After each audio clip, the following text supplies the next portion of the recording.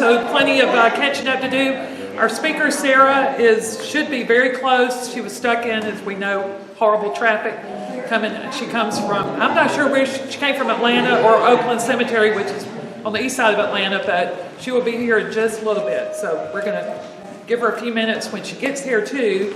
And Alan, by the way, I'm not Alan Summerlin, as you know. Alan is away on a family vacation, and Deborah is also enjoying some good family time. So Barbara and I are going to fill in tonight, and we'll get through this part quick here in just a few minutes. But I just wanted to let you know we're going to be just a couple more minutes before we get started. So welcome back, everyone. So happy to see you. We do have some great door prizes at the end, and let's go ahead and tell them about it. This was a generous donation from one of our friends here, daffodil bulbs that were dug today, and I believe, who brought these? Aren't they like heirloom? But they're very heirloom, like old. They have been around approximately 50-something years. Yeah, okay, that's cool. So I'm sure it's a great variety. So we'll have 2 of these. She did say there was a little poison ivy in this area, so just be careful.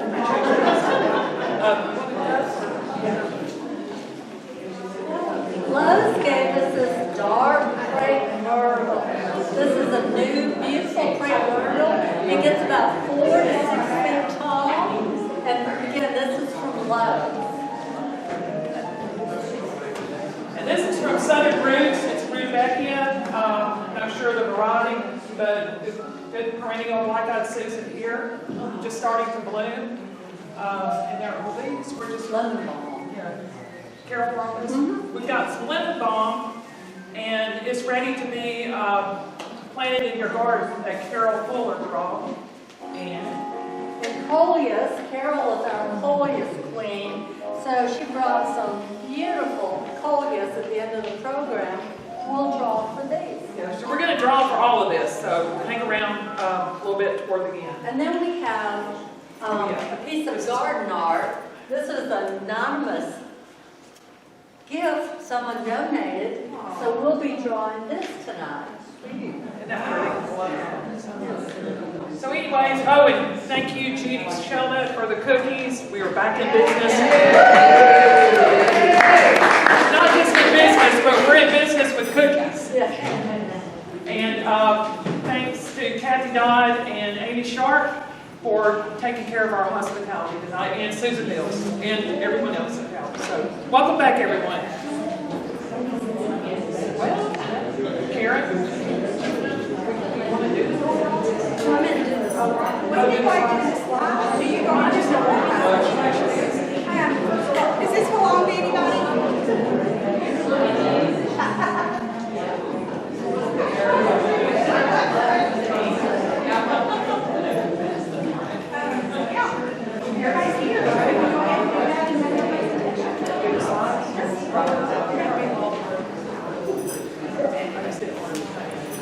I'm going to get her hooked up. That's the last thing. Y'all's microphones over here.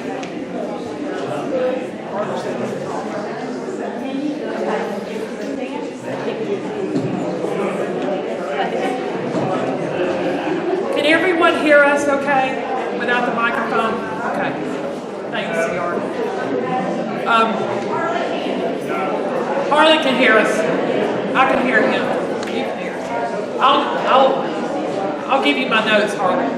Barbara and I are going to go ahead and get started with this part. We'll just have our little housekeeping out of the way. We do have a couple of exciting things coming up that we do want to make sure you're aware of. So we've already welcomed you back. I think it's been about 15, 16 months. It's been a lot that's going on in our community.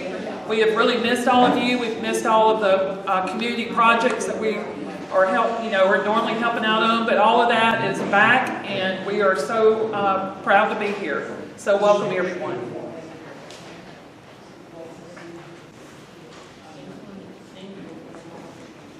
All right, Karen. Well, the next slide says, please turn off your cell phone. So please turn off your cell phone.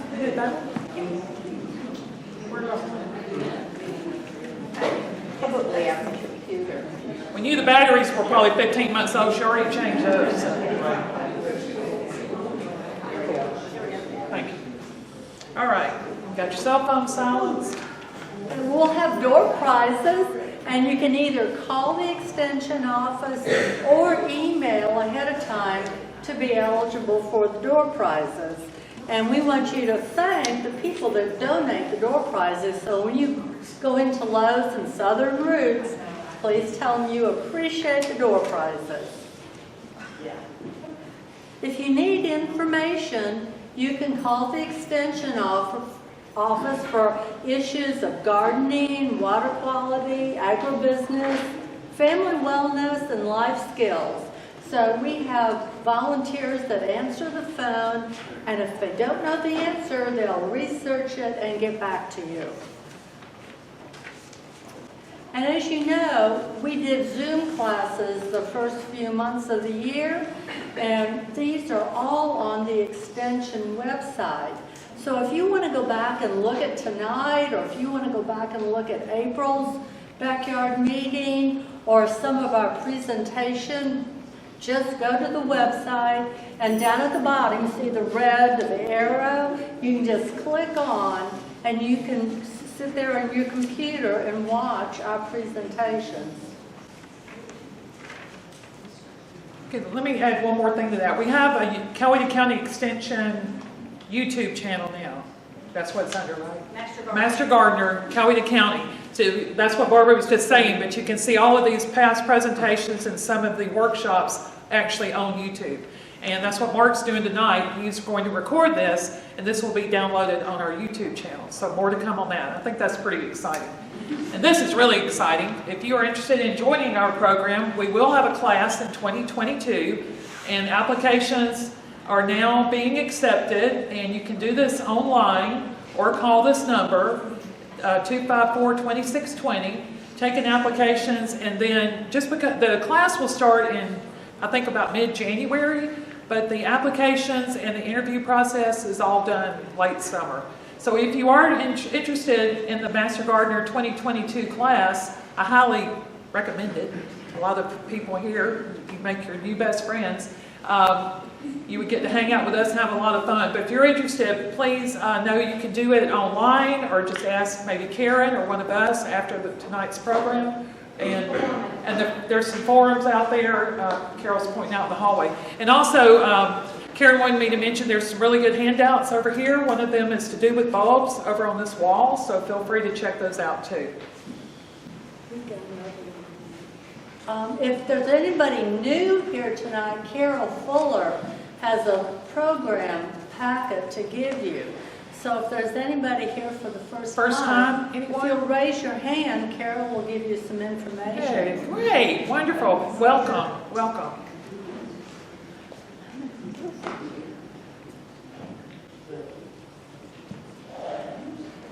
Right behind you.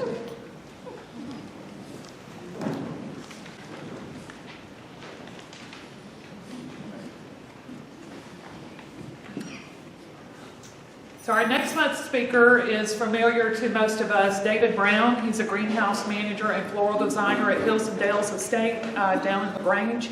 If you've never been to Hills and Dales, I highly recommend it. It's a beautiful Callaway estate home and incredible garden.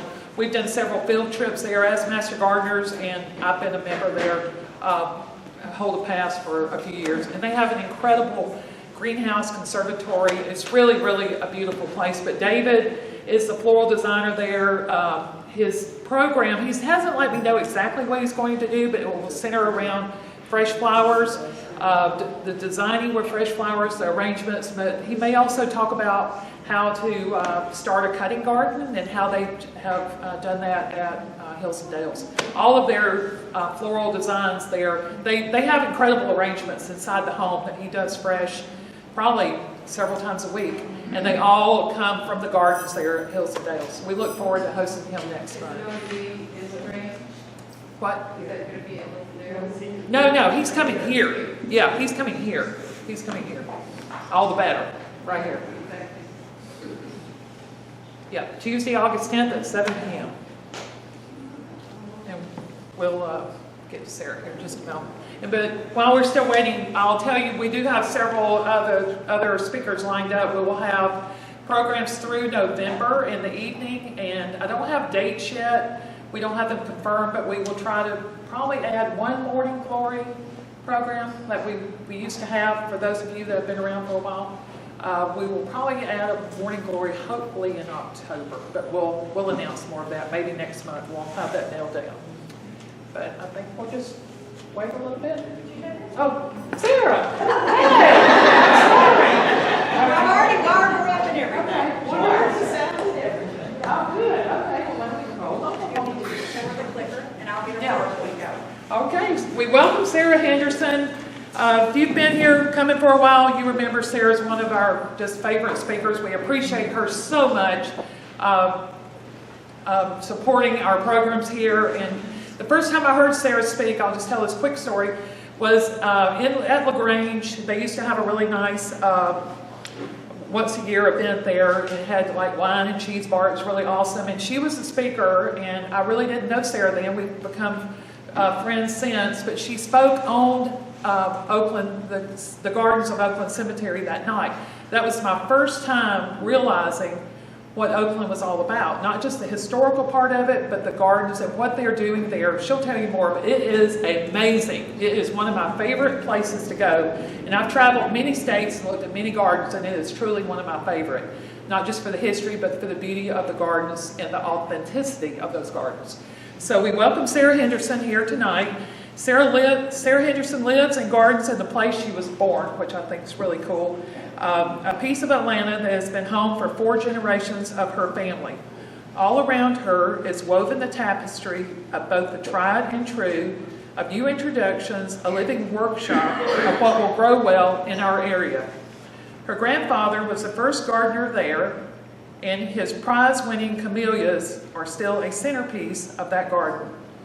As a small child, her parents welcomed Sara into their garden. She was encouraged to dig in the dirt, and small seedlings of magnolia and holly dug and transplanted in those early days have grown into large specimens still standing on the property.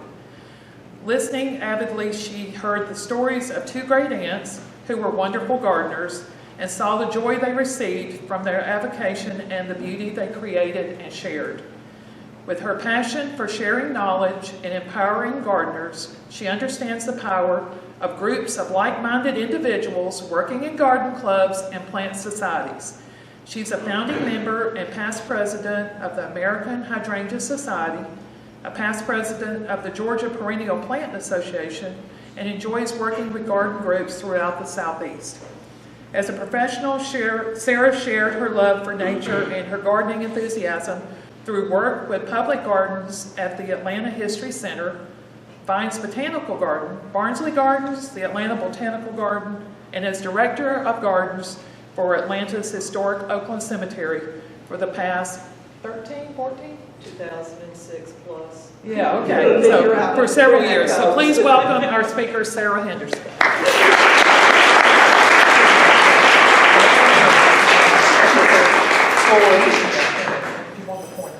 Okay, thanks, Melanie. Thank you all, and I appreciate your patience while I played with Atlanta traffic trying to get here. I finally got to the accident. Thankfully, it did not look like anyone was hurt, but it sure was a mess. So anyway, I'm glad to be here. It's a whole lot better than being in traffic, and as she said, I love being with gardeners. So I'm glad to be here. And I thank Melanie for all she said about Oakland. I hope you all will come and visit us many, many times. It's one of the few public gardens that is open to the public free of charge, 365 days of the year, dawn to dusk. So come, enjoy. It's peaceful, it's beautiful, and frankly, it's fun, which sounds like an oxymoron for a cemetery, but that's what the Victorians wanted, and that's what we're giving them. So do come and visit us. Today, or tonight, we're talking about bulbs for southern gardens. And really what I'm focusing on here are unusual bulbs, or underused bulbs, not unusual bulbs. These are not things that are rare. These are things that you probably will recognize. You probably have seen your family grow them, your mother, your grandmother, your aunt, your uncle. Maybe you grow them also, but I find that a lot of people don't. They take these for granted. And you're not likely to find them for sale in many of the stores. Occasionally Pikes has them, but these are the sort of thing you're often going to have to order through the mail, which is an excellent way to get bulbs. They mail beautifully. And our better bulb suppliers do a really good job of keeping them climate-controlled temperatures and humidity and all of that until it's the right time to plant them, and then they ship them right out to you. So, you know, it's a good way to do it. It's sometimes a little more expensive, but I find you also get a bigger, healthier bulb, which means it's going to perform better. So all in all, I've given up largely on buying bulbs, you know, locally, just because I can't get the selection and the quality's better online. And many of those are also small family-run businesses that I think we all like to support. So at the end of this, I have 4 of my favorite sources. So, you know, if you're wondering where to get them, that will be there. But this is going to be kind of a walk down memory lane for a lot of you. But I hope I reintroduce some things to you, make you go out and look at them a different way, and add them to your garden, because they're time-tested and proven for a reason. These are performers. These aren't the ones that you have to coddle all the time.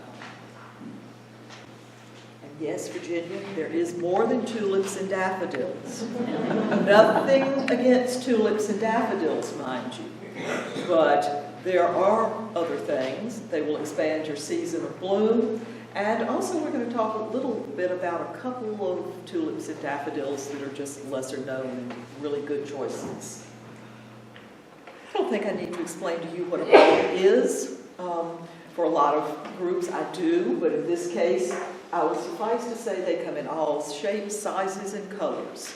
But if it's this little ugly looking, well, not always ugly, but dried up looking package that you put in the ground and you have great hope for, it's probably a bulb. And that's why bulbs in general are used in cemeteries a lot, because they symbolize resurrection. Because they do look like there is so little promise in them, and come spring, they're back again. So, we're going to start, this is in no particular order except alphabetical, so I'm not ranking things by priorities or whatever. But this is a little allium, a leek, that Brent Betty's Bulbs gave to me many years ago when he came to Atlanta and was staying at my house. And he knew I was in the shade, because we had conversed many times before he came. And I had said, you know, I can't do many bulbs. I have too much shade. And he came with this tiny little package, and it had like 10 bulbs in it. They're tiny. They're about that big. And, of course, I went out and planted them as soon as he left. And this is what I got. It's a bulb that I've never seen for sale in Atlanta. It's really an amazing little guy in that it will go from full sun to almost complete shade. It gets taller in the sun, but it blooms in both. It doesn't need, you know, it's an allium. It doesn't need a lot of water or attention or anything else. The only problem with this one is, and I will be forewarning you, it spreads. So if you don't want it to spread, it's easy enough when it finishes blooming, just go out with a weed whacker or whatever you prefer to use and cut the heads off of it. If it can't make seed, it doesn't spread. And so, you know, you'll stop that pretty much in its tracks, but it does take that once a year bit of attention. Or put it in a place where you just don't mind that it spreads around. I love it. I have it under hydrangeas, I have it drifting under all sorts of things. It comes up early, does its thing, stores enough energy, and disappears again so that they can take, you know, center stage. And you can see there it's blooming with the vinca. I put that one in just to give people an idea of roughly when it's going to bloom. Now then, crocus. We all know about crocus. And I bet every last one of us have tried to grow the great big Dutch crocus. And we put them out there, And the next morning we go out and there are little holes where we planted, and the squirrels are up in the trees laughing and feasting. Godiva chocolates for squirrels, I don't know, but they love crocus. However, they don't think much of the timing crocus. And you'll see them, they'll dig it, dig one or two up, and they'll take a bite of it and they'll spit it out. And they might try another one, but after the second or third, that's going to be the end of that.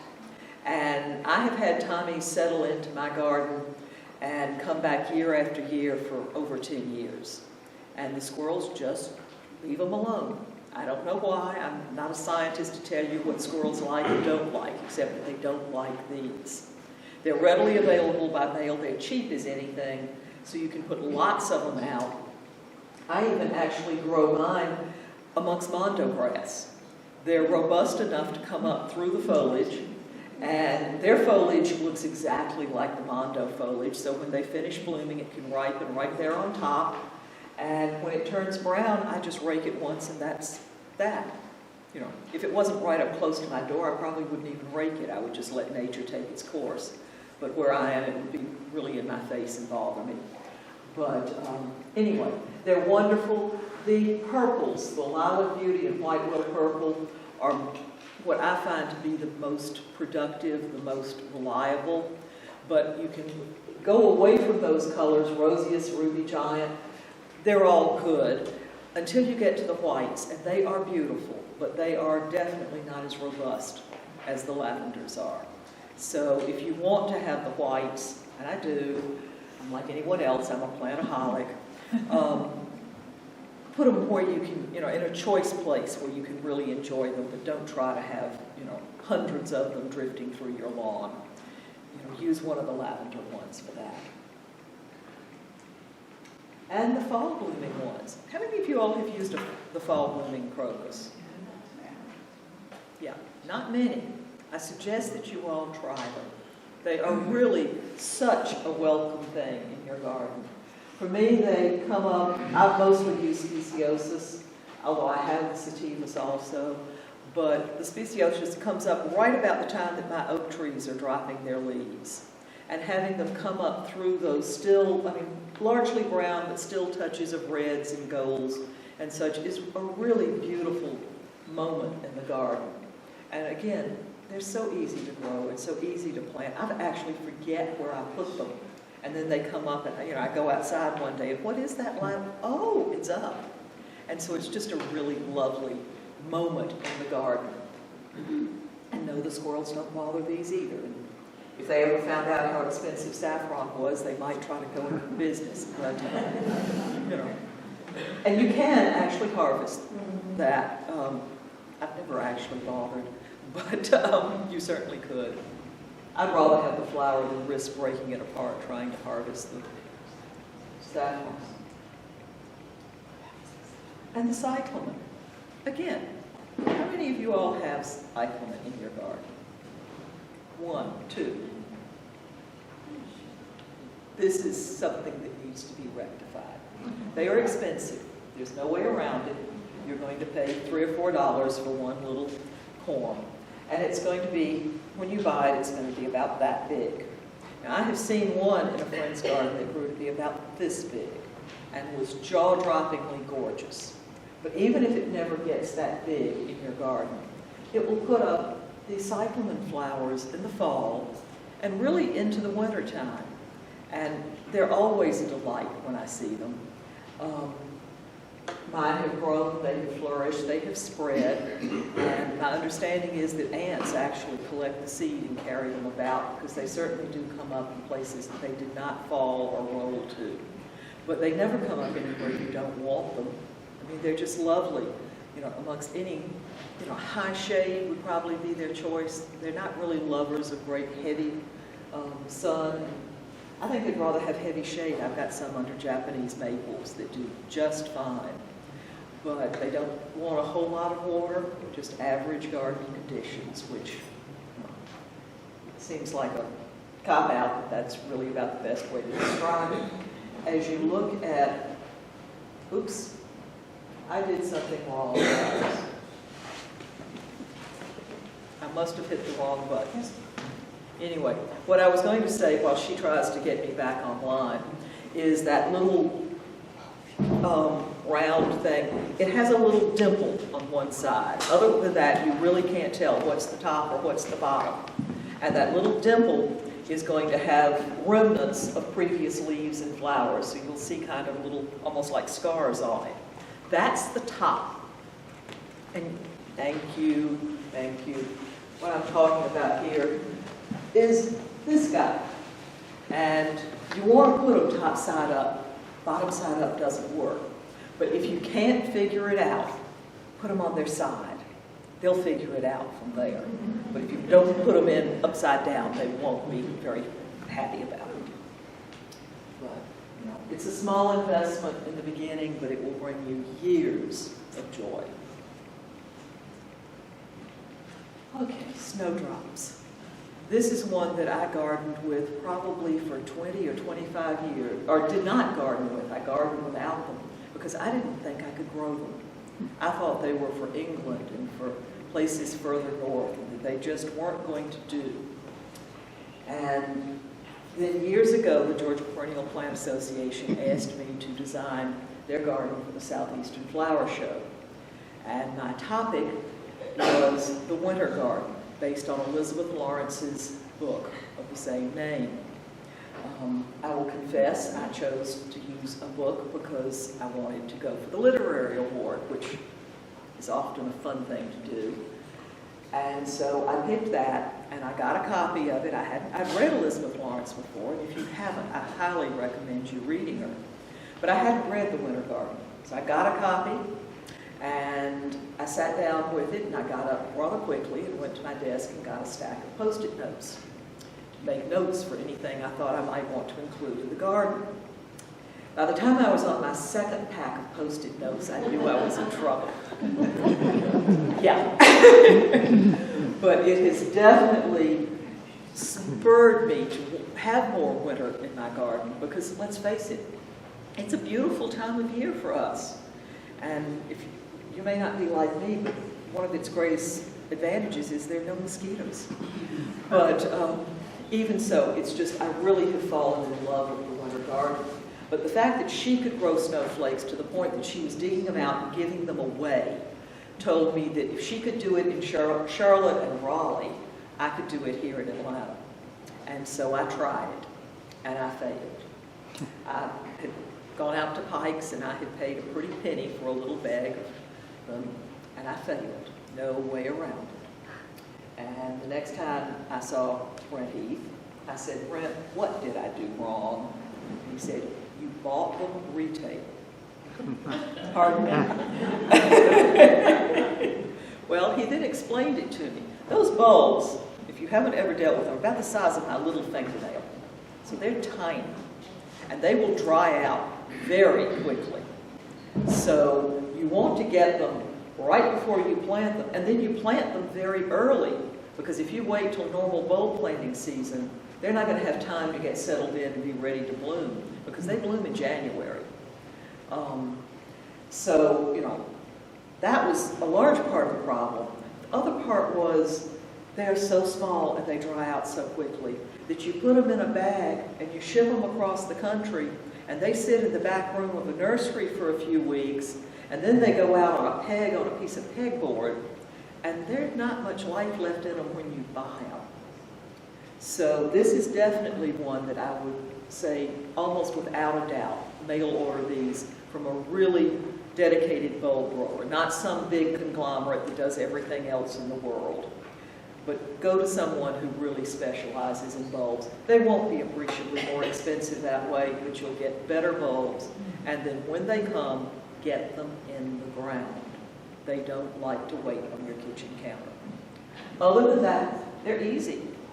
Settle them in, give them a little bit of sun. That time of year, that's not very difficult.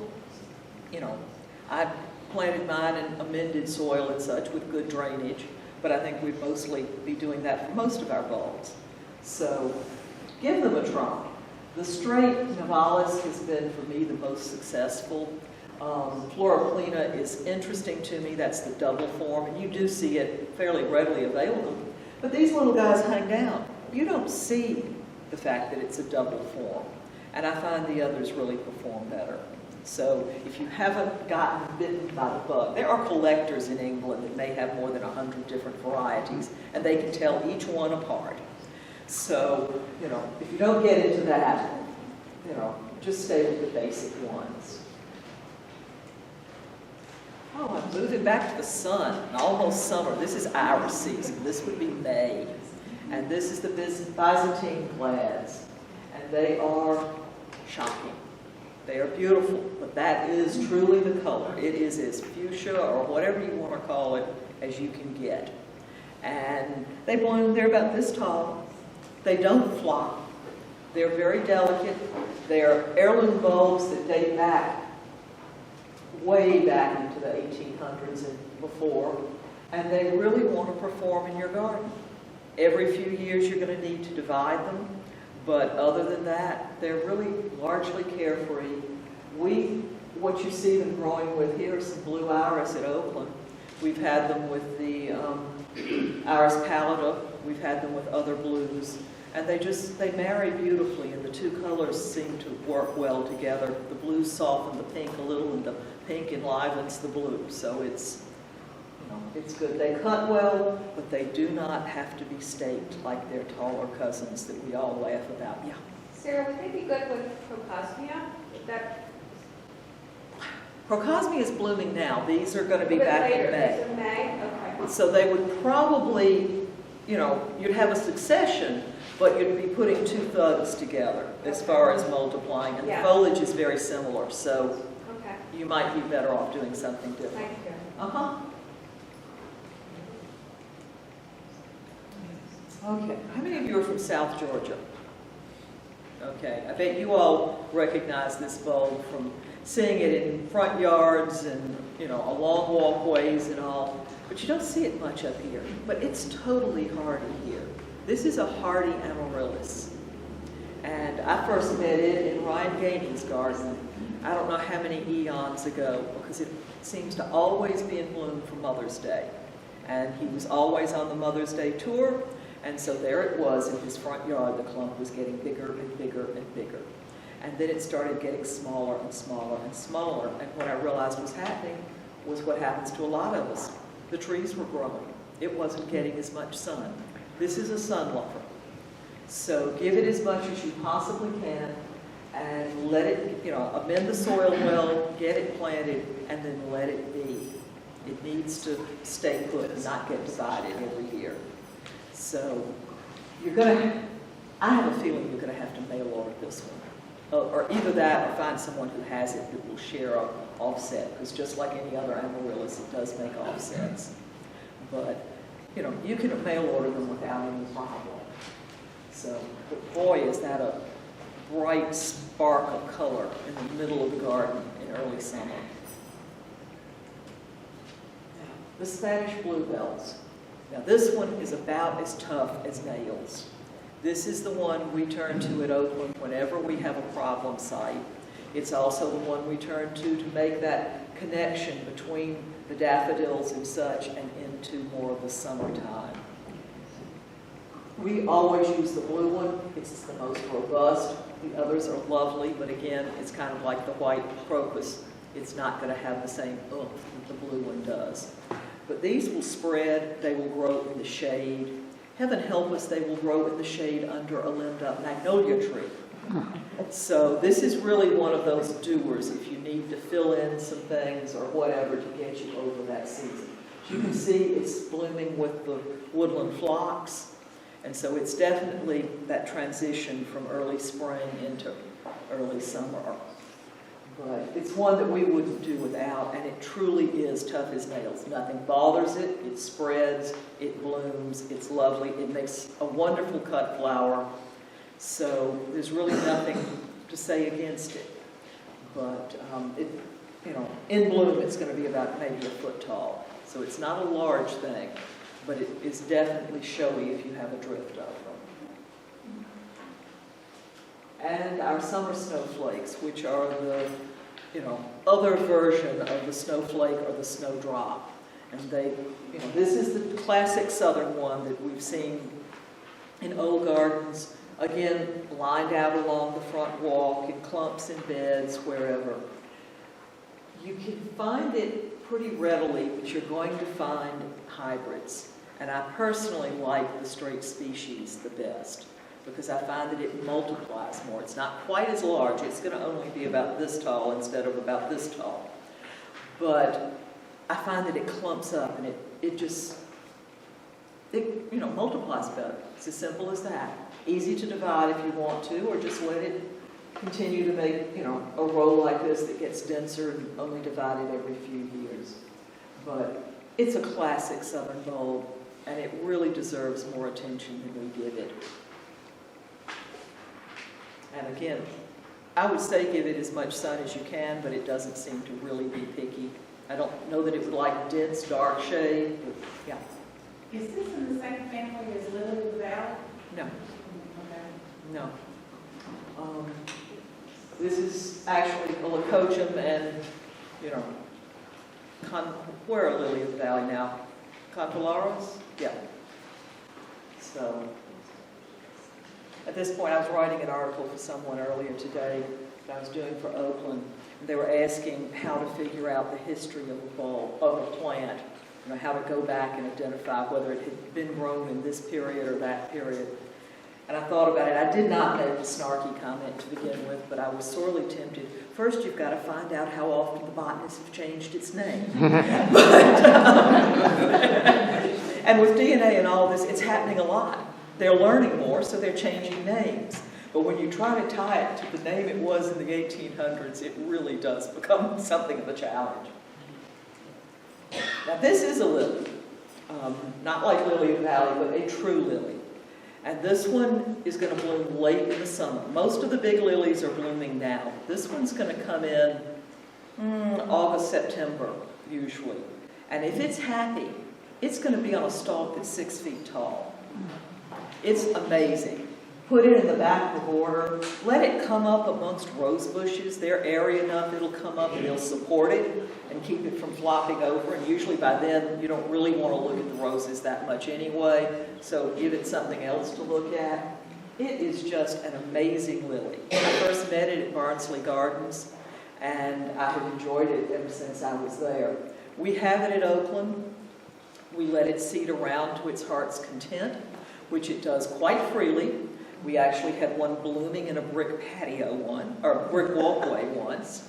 It's, as you can tell, not fussy, but the seed pods that you see on the right are each one is about this long, and they probably have 3,000 or more seeds in them. And they're paper thin, like tissue paper. And they will blow everywhere, and where they're happy, they will come up. You can move them if you want to. But it's sometimes kind of fun just to see where they come. They are going to be tall, though. Here I have found that unless you have really baking sun, they're going to need to be staked. They're still going to grow, they're still going to bloom, but they're going to tend to flop once the flowers open because the weight just gets to be so much. But if they have enough sun, they usually are robust enough. If you don't like where they come up, let them have their first year. They may or may not bloom. They'll probably be short. But then move them where you want them to be. Or simply get rid of those and take some of the seed and sprinkle it yourself where you want them to be. And you'll get them to come up there. But we have them starting to grow all over the restored areas at Oakland. And everybody, I can always tell when the first one has bloomed because I'll get a call from the visitor center. Sarah, what is the tall thing with white flowers that's blooming out there? I've been asked 3 times already today. It's just one of those showstoppers that I always, I know when it's going to bloom. There are a couple of others that are that way.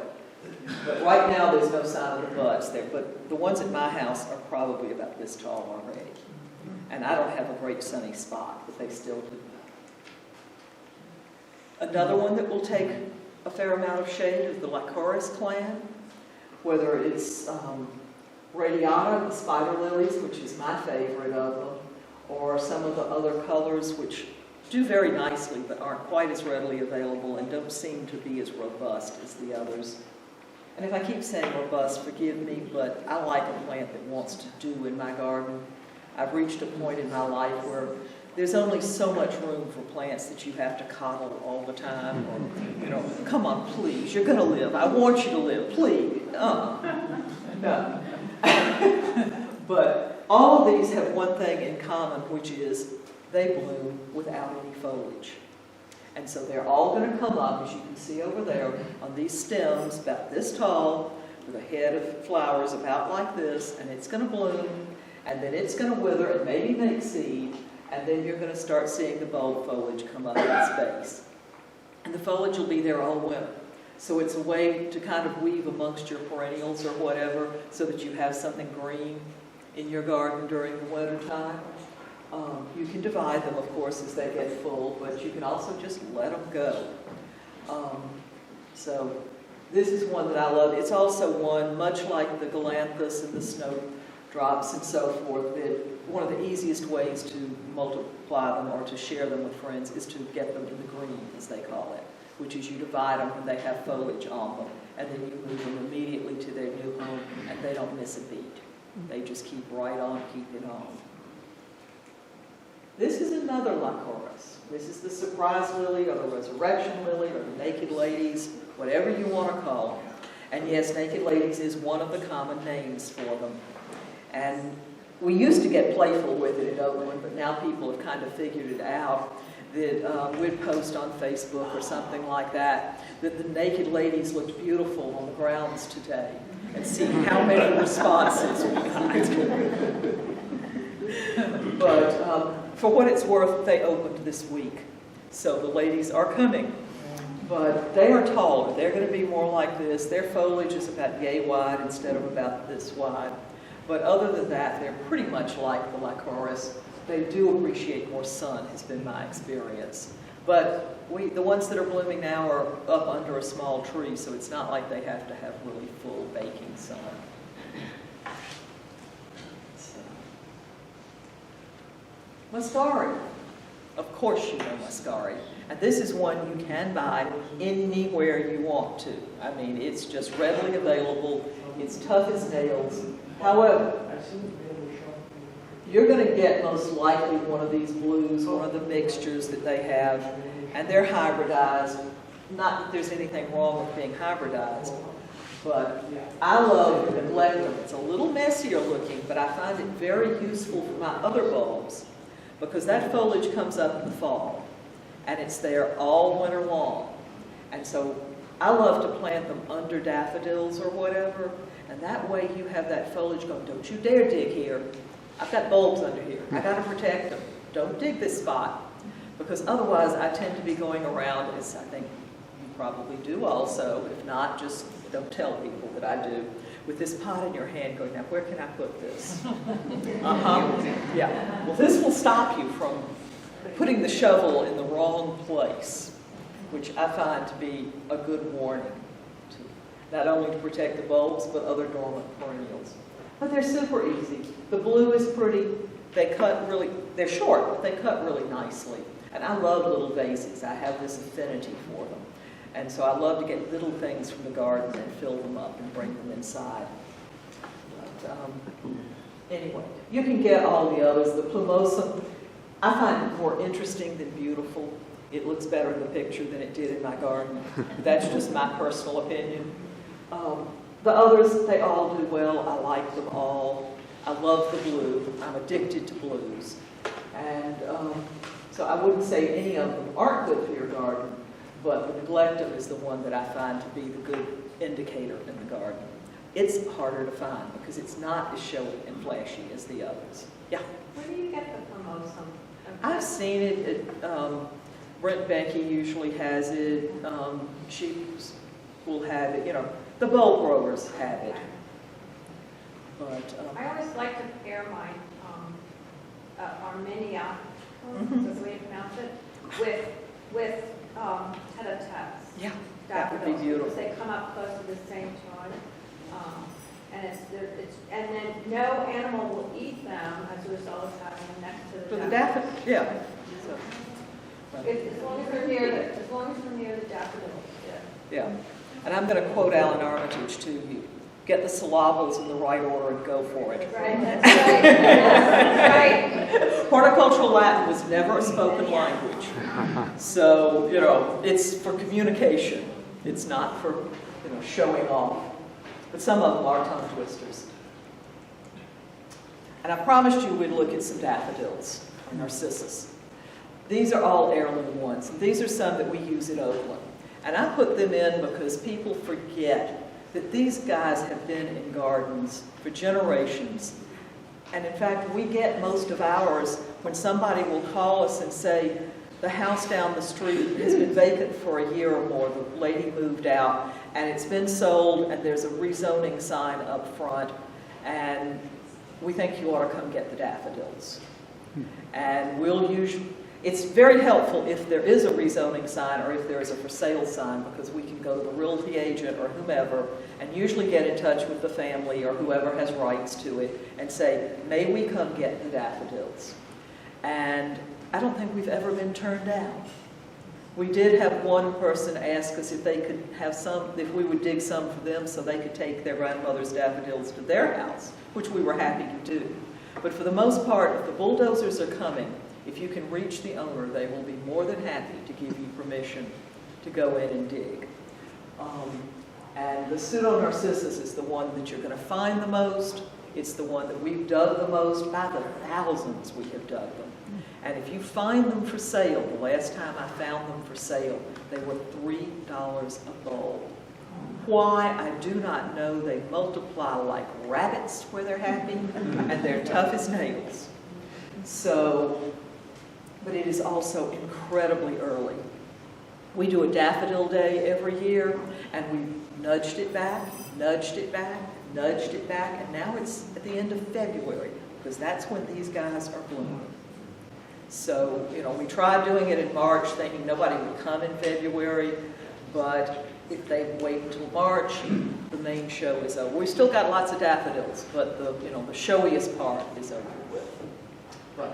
You've got Odoros, which is wonderful, Sir Watkin, Emperor, conspicuous, of course the jonquilla, and then for those you go to the double forms.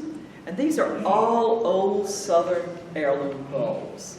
These are all bulbs that you find in old homesteads or through specialty nurseries like Old House Gardens or some of the others that have made a commitment to trying to propagate and maintain these in people's gardens. The doubles definitely bloom later than all the others, so if you want to extend your season, this is one you want to add.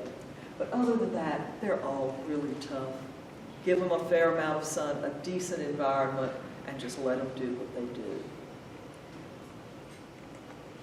And then this one is a relatively modern hybrid. I think it dates around the late 50s, early 60s. It's called Rhineville's Early Sensation, or Early Sensation is good enough. But this one has been in bloom for me by the first week in January for over 12 years. It is not a good perennializer. Or pardon me, it is a perennializer, not a naturalizer, in that it comes back and comes back and comes back, but it doesn't bulk up. So, it's worth getting enough to make something of a statement, even though just one by your driveway gate will give you a lot of pleasure. And coming that early, not only is everything else gray, and you're exhausted after the holidays, and some bright sunny face looking at you feels awfully nice. But because it's cool, if we don't have a horrible storm of some sort, that one flower will be in bloom for a couple of weeks. It's like it's in a florist cooler. So these early guys really do last a long time in your garden. And it's one that I would never want to be without. It's not a big, tall one. It's not as robust as some of the daffodils. It kind of nods down, and it always has a little notch in one of the petals. It will not make the show table, folks, but it's beautiful in your garden. Now, the Iphion, or cigar flower, and the Star of Bethlehem are two that I was first introduced to at Oakland. I'd kind of seen them before, but it had never really registered to me what they are. But these are old-fashioned little bulbs You put them out, and they will seed around. They'll make a colony. And plant them where you want them, and that will be a very welcome thing. I'm particularly fond of the starflower because of its light blue color, but the ornitholycum is also really showy and pretty. For a little guy, it's showy. It's not going to be your big red tulip. Full sun, relatively dry, although we have them doing under trees, so they'll take shade. Deciduous trees, they'll be fine there too. And here's one that I actually was first introduced to at one of my volunteers' homes out I-20 towards Covington. It was an 1800s house, and they were coming up in the flower bed of this house she had just bought, and she wanted to know what it was, and I was like, I don't know what it is. Let's find out. But having seen how it performs in her garden, it's a good doer. It's readily available from a bulb dealer. You just have to know what it is because, you know, they don't have the big color pictures as much as other catalogs do. But it's about this tall. You know, the clumps are about the size of, I don't know, Liriope or something like that. But it's pretty and it's beautiful in her perennial garden. So I'm promoting it just because it's something that we don't have enough of. And this is another one that I promote because it is rare. Brent determined that it was Scilla hyacinthioides. I have seen other people make other stabs at it. But this is one I first discovered at Oakland. And that's the picture on the left of it blooming at Oakland. That bloom is hip high, folks. I have not played with that color. That is the color of the flowers. It is a knockout. And as best we can tell, it's been in Oakland since some family planted it generations ago. Because it's crowded all around these little stones and nowhere else. So occasionally you get it from his catalog. Occasionally you can't find it at all. But if you have a spot that will do well, I think a situation where iris would be happy or other sun lovers, it ought to do really well for you. But that color is just not dead gorgeous. And I'm sorry to say the city, we sometimes have problems with them. They have to use community service people to do some of their mowing. And they managed to cut the flowers off one year. And so instead of killing them, I simply took the flowers home and enjoyed them, and they made a really good cut flower too. So whoever that poor guy was, I just let him go in peace. But he probably wasn't any happier being there than we were having him there. The court had to send him there. It's not something that he was looking forward to. And I promised a tulip, lady tulips. They're relatively diminutive compared to the Darwins, and it's not going to stop traffic, but they bloom reliably even in high shade. They love the sun. They work well in a perennial garden. They're delicate, as you can see. The flowers are, oh good, now I've broken them.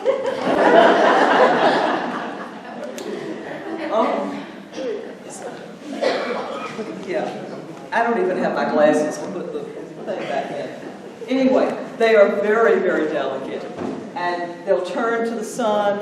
They open and close every day, which will enthrall any children or grandchildren that you may have around. They're just absolutely lovely.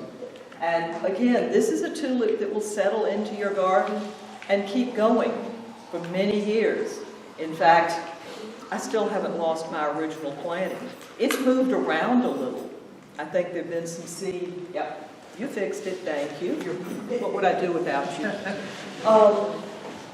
But they're cheap, they're readily available, get some. I'm particularly fond of Cynthia. I tried Lady Jane. It's white and pink instead of yellow and pink. It was not as happy in my garden. Okay, do you have more sun than I do? Mine's in the sun, it's about the only sun I have. But Okay, well that may be it. You know my garden, I don't have sun. So, but anyway, I love them both. They're just wonderful. We use them both at Oakland. And this one is the blue in the late spring, early summer garden that I'm always looking for. So as I say, I'm addicted to blues. But I never thought about gardening with it. until we had some given to us at Oakland, so we planted them out, and boy, did they ever perform. And they kept performing.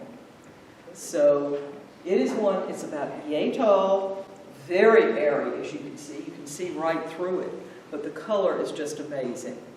And where it seemed to do the best for us was mostly sunny. It was not dry, baking sun, but it was mostly sun.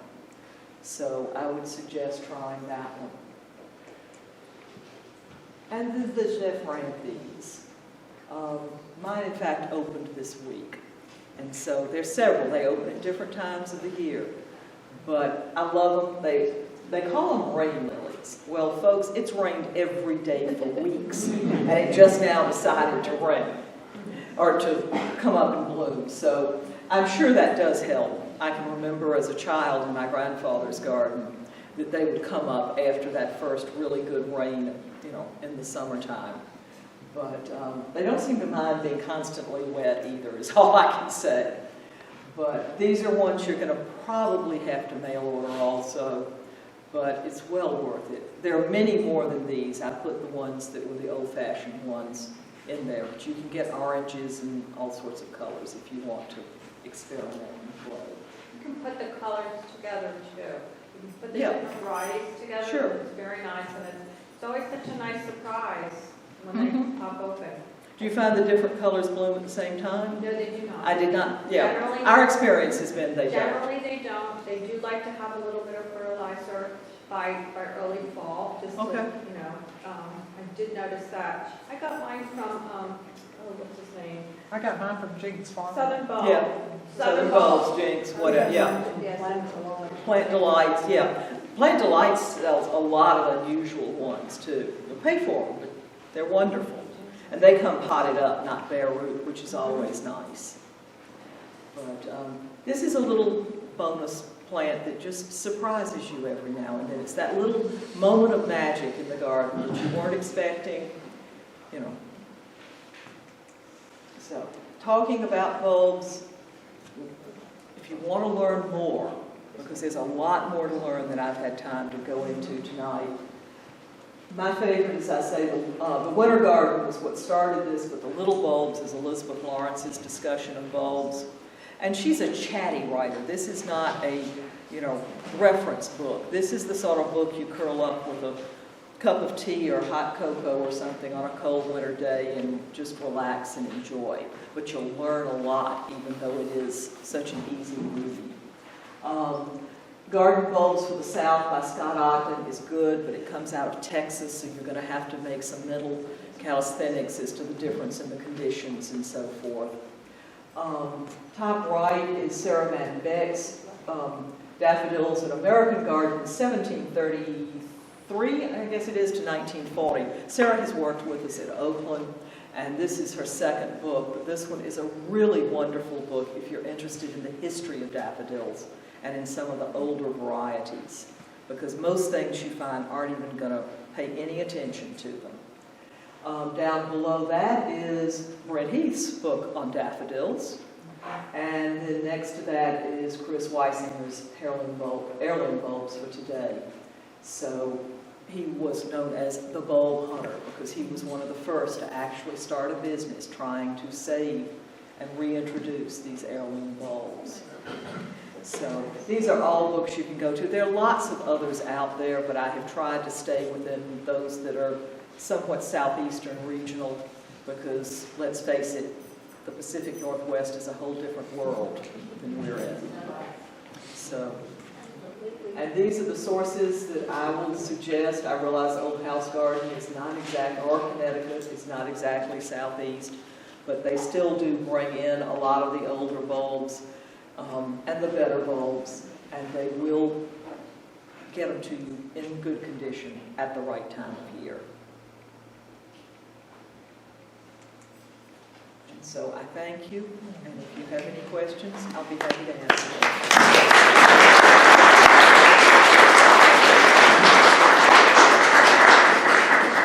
Now that I have broken your equipment. Does anyone have any questions for Sarah? Yes. Sure. Go ahead. Yeah. Yeah.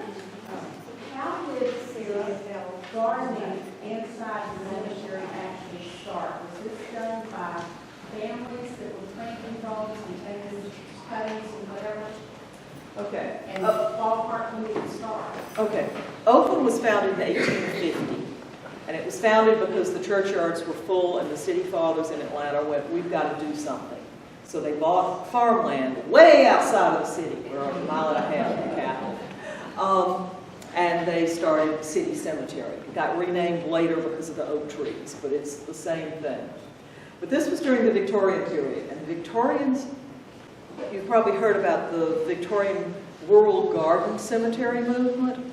Well, that was what was going on. They came and they gardened their cemeteries. Each family had their own plot.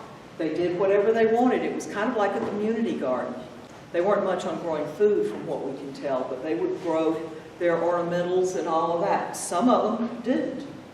And if you look at the old photographs, of which we don't have many, you'll see a lot of them are just broom sedge and whatever. Now, we can't do that, because you can just imagine the reaction of a family that showed up from out of town to find that their lot was the one that got the broom sedge. Wouldn't be a good thing. So we got pretty much garden universally. But they did garden. And in fact, we know that the first greenhouse in Atlanta was built in 1892 at Oakland, because the sexton went to the city council and said, we need a greenhouse. Why do you need a greenhouse? Well, the ladies need a place for their plants. The what? You know, you can just imagine. They were bringing houseplants and tropicals to the cemetery, and they had to bring them in for the winter. Well, it was 4 greenhouses later that we got the one that's the footprint you see now, because he kept going back going, we need a bigger greenhouse. The ladies need more. The one I love is the one when he says the ladies are arguing over the bench space. And has anything changed, folks? Come on. But so gardening at Oakland and in many cemeteries really goes back to the original owners of the cemetery lots. In fact, we have one photograph of a lot that is covered with bananas and other tropicals. And that must have just been what they liked, because there it is. We know it was there. So the true rural garden cemetery,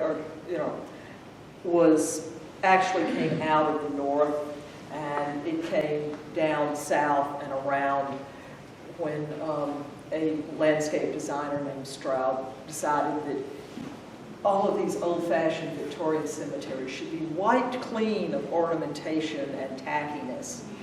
And he went around promoting that people take down their fancy monuments, take down their statuary, heaven forbid take down those walls, and basically have the pastoral green space that we think of now when we think of the cemetery. He still allowed for shrubs and such, which has since gone the way of the world. But we're really very glad that Atlanta was probably impoverished enough at that point that the idea of spending money to redecorate the cemetery wasn't high on anybody's list. Either that or the families were long gone. So we still have the old statuary and all of that. But as far as the history of gardening, that is indeed what the Victorians did. So we just do our best to recreate what might have been. We have very few records. So it's, as far as the national record is concerned, it's a rehabilitation. It's interpreting the past while protecting what's there now, our trees and the monuments and all of that really are historic. So, anything else? More questions? Thank you. Can you put up the previous slide with those names of the companies below? Yeah, remember, we can. just- Remember, this will be available on the YouTube channel real soon. Go back and, Yeah, just go ahead. Yeah, there it is. It's pretty easy to remember. It's www.thenameoftheplace.com. right. They don't get terribly creative. Did anyone else have a question? I thought I saw another. Yeah. I have not been to the cemetery, which I Okay. plan to go Thank to. you. But in your opinion, what time of year do you think is the best time to see? What do you want to see? Well, The daffodils are going to be showiest in late February, early March, but they'll continue for a number of weeks. The iris are at their peak late April and May. In fact, the iris albicans, the cemetery whites, they come on while the daffodils are still going on, so there's an overlap there. But the iris are a big show. Fall color is very good. The chrysanthemums are usually at their peak the second half of October. But there really isn't a bad time. I mean, just the evergreens and all are beautiful, but there's always something blooming. That's something we've made a real effort to do, because we're not only a cemetery, but we're a public park, and we want it to be a beautiful place all the time. And it's, frankly, especially for our families. If you're there in January for a service or something to cheer you up is a good thing. So, you know, the Prunus Mume and all come in somewhere just after Christmas. So come whenever you want. I would recommend not coming on a blistering hot summer day. Rainy days are actually okay, but we can get pretty hot. Just go early. Yeah, early in the morning. There's no bad time. Although I must admit, I love it about 6 or 6:30 at night. Right. There's an air to it as the light changes that's just beautiful. And you'll find that that's our most crowded time, because the area around us has developed into condos and all of that. And people are out, they've come home from work, they're strolling their babies, they're walking their dogs. We just see a lot of people using us as their backyard, which is wonderful. So they have been a wonderful addition to us, and they've also provided a lot of security.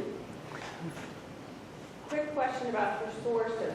Which ones are, well, I don't ask for a preference, but are there emphases of certain bulbs that certain, I know I've dealt with that Brent and Becky's and Southern Bulb Company, but I'm not familiar with Old House or John Sheepers.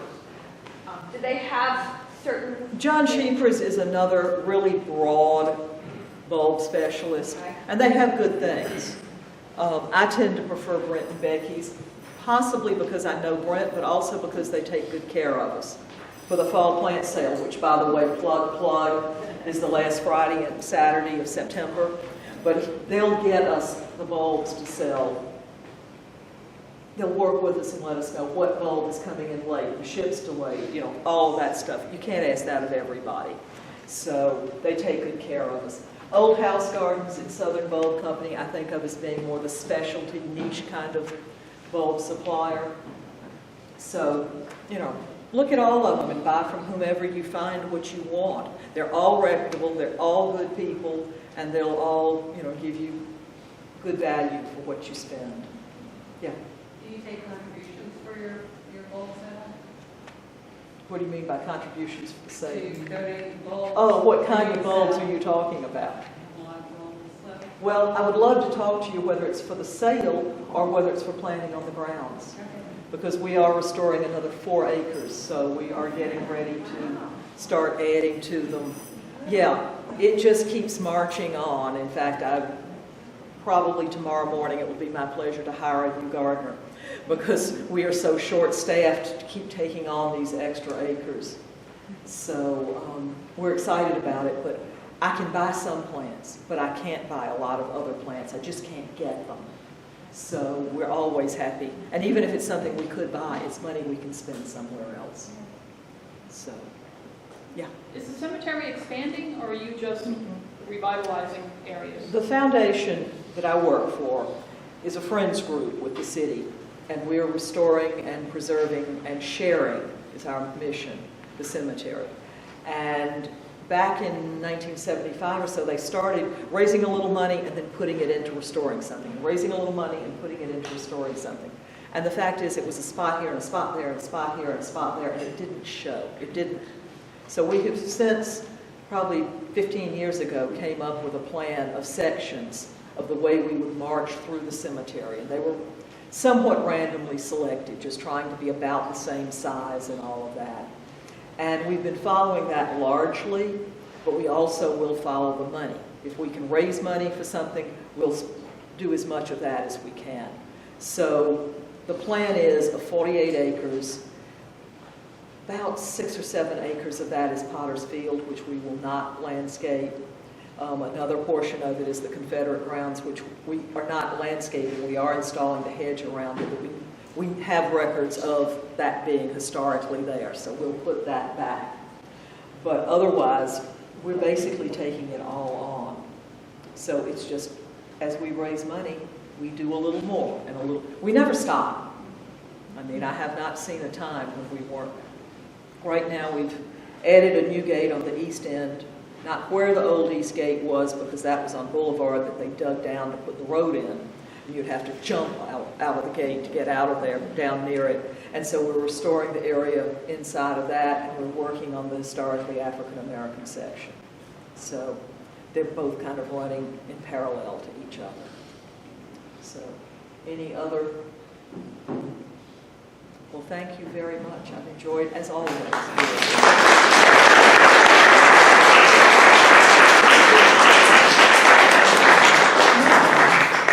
Thank you, Sarah. That's one of my favorite presentations. A couple of years ago, Sarah did something similar. I went home, I started ordering a lot of these bulbs. Now I can go back and watch on YouTube and actually know what their names are. But like she said, it is a hidden surprise. My goal is always to have things that everyone else doesn't have in their garden, and this is your way to get it.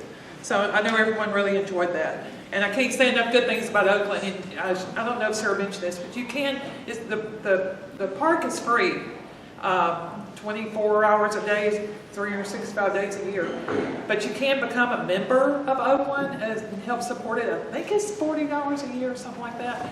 And that does get you like early invitation into their plant sales, which are phenomenal, about as good as ours, and but offers different plants. They have the Spirit of Oakland around Halloween. That's awesome. Their volunteers dress up in period attire. It's wonderful. And Victorian Christmas, things like that. It's a lot of good things going on. So I think we'll move on to door prizes. Remember, you have to register and sign up to be eligible for door prizes. Mark Hess.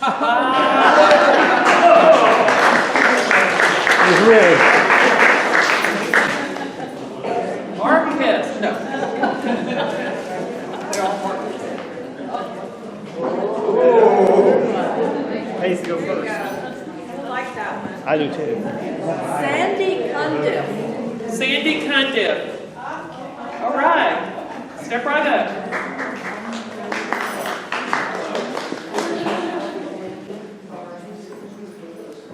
Amy Sharp.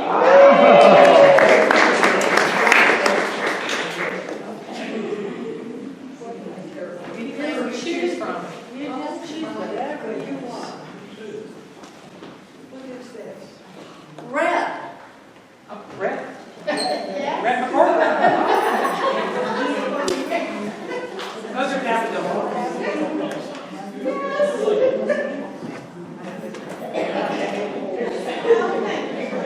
Walter Jones, Sr. Walter Jones.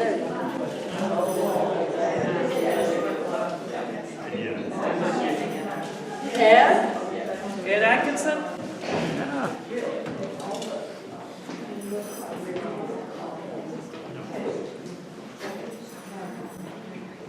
Mary Kaiser.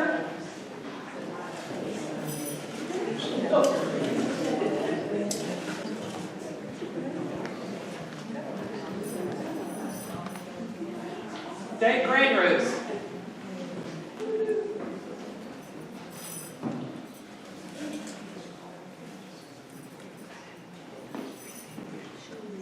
Shirley Dizer? Dykes? DYKES. Yes. That's it. Step right up. Melanie Atkinson.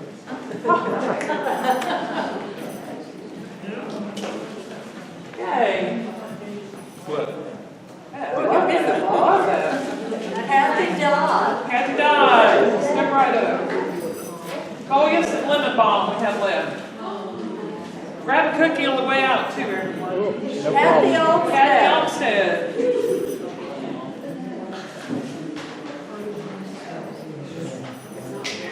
Diane here. I'm sorry.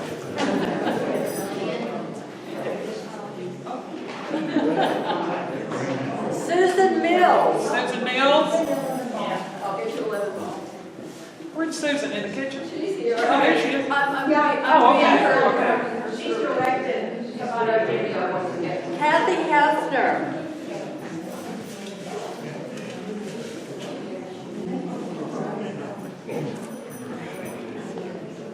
Albert Hernandez. Alba Hernandez.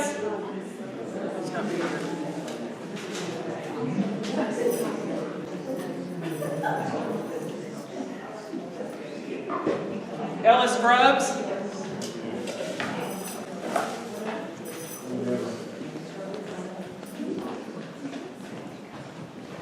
Betty Boyston.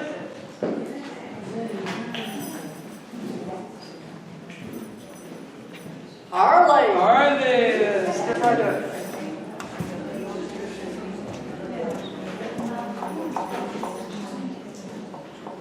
Bella Schneider.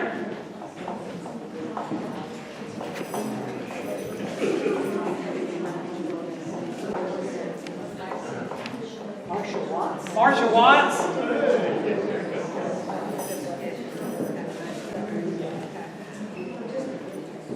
Greg Emerson. Okay.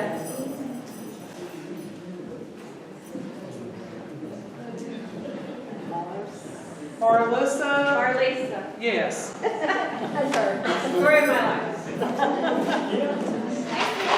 You're welcome. Libby Torbush. Libby Torbush. Yeah.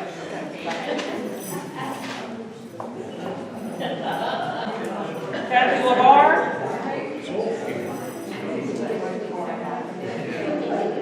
Janet Robinson. Okay. C.R. Tulips.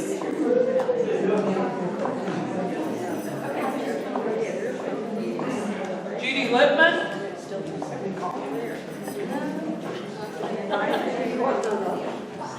Jenny Hancock. Okay. Ted Weir.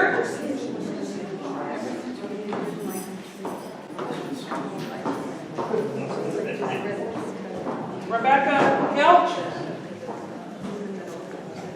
Nancy Grandroos. Party of two Grandroos. Yes.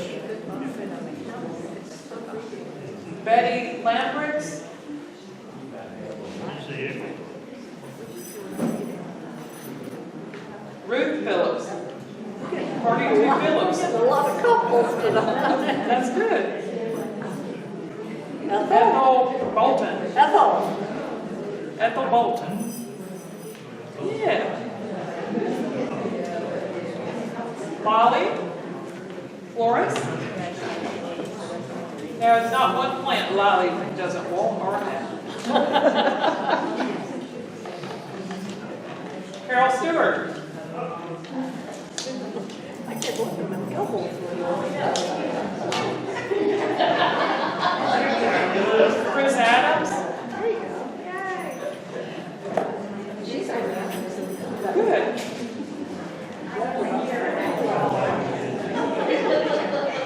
Peter Pick.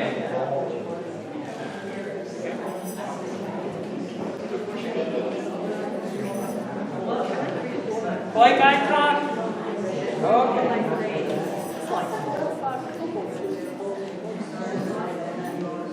Helen Norella.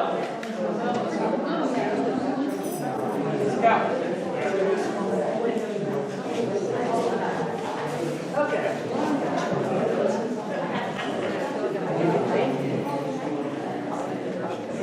Ruth Starr. That's one. Ruth Starr. Ruth Starr.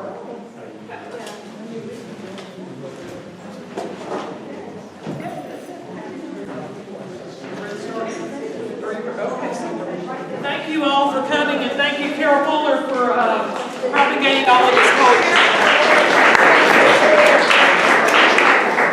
We'll see you next month for David Brown from Hills and Dales. And don't forget, if you're interested in the 2022 class, if you have any questions, Karen Mansour can answer them here tonight. Good night.